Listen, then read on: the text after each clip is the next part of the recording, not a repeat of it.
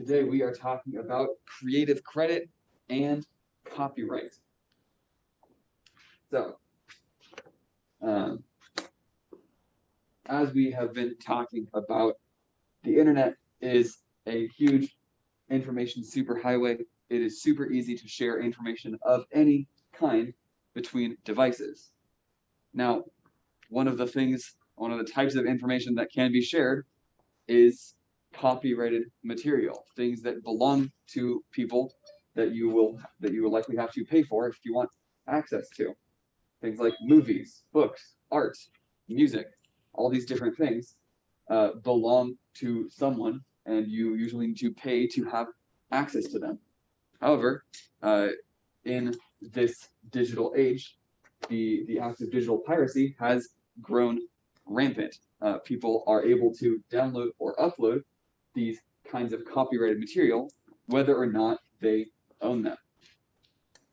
So it's important that we access and share all of these different things in such a way that is both legal and ethical. We do not want to be law breakers.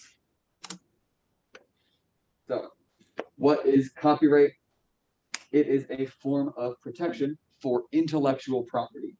So instead of physical property, this is intellectual property. So ideas, things that have been created, usually artistic works or even pieces of software. So any work of original thought is the legal property of its creator and is thus protected by copyright law. This includes art, music, movies, any number of other artistic endeavors. Since these works are the creator's property, that creator has the right to choose how their work is used and distributed in the world. And there are lots and lots of different types of copyright licenses. Some of them offer more protection for the copyrighted material than others do. I changed the capital C to a lowercase c, but not on both slides. Now, all these different types of licenses are going to fall into one of these three main categories. They can be all rights reserved, some rights reserved, or public domain. Let's look at each of those individually, get a better idea of what they each mean. If a work of art is copyrighted with an all rights reserved license, that means that the creator reserves all rights, shockingly, to determine when, where, and how the work is distributed or used.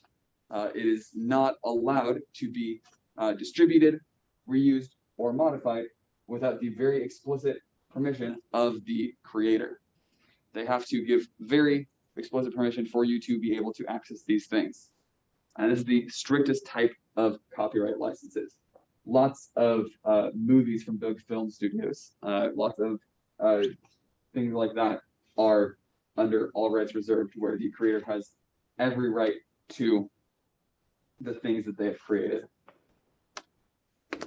If a work is copyrighted with some rights reserved, the creator may allow for things like reuse, modification, or sharing, as long as they are cited as the original creator of that work. And every different license is going to lay out the exact specifications of how people are allowed to interact with this work. So there's no one specific rule on how some rights reserved works are allowed to be shared. Each one is kind of individual. There's lots of different types within this classification. And if something is public domain, it is free for anyone to use at any time without the need to cite the original author. The creator has chosen to waive all rights they have on controlling how this work is used by other people. Obviously, this is the least strict kind of license because they waive any control that they might have had over this work. So it is very important that while we are interacting with works of art or other such things, that we respect the copyrights that belong to other people. So distributing copyrighted materials like images, movies, or albums over file sharing networks is a clear violation of copyright and is thusly against the law. Here we have a screenshot of a torrenting application. Torrenting is a specific type of file sharing online, and it can be used to share private files that are not copyrighted, that are totally allowed to be shared legally, but often they are used to pirate copyrighted materials that are not meant to be shared without payment. So we need to make sure we are respecting the copyrights of other people. It's important that we not just take images, videos, quotes off of the internet and pass them off as our own. I'm sure you've all learned this in your English classes. That's plagiarism, but it's also a violation of copyright law. So just like you would in a research paper for a science or English class, you need to credit the original author of a work when you use it in something you're creating.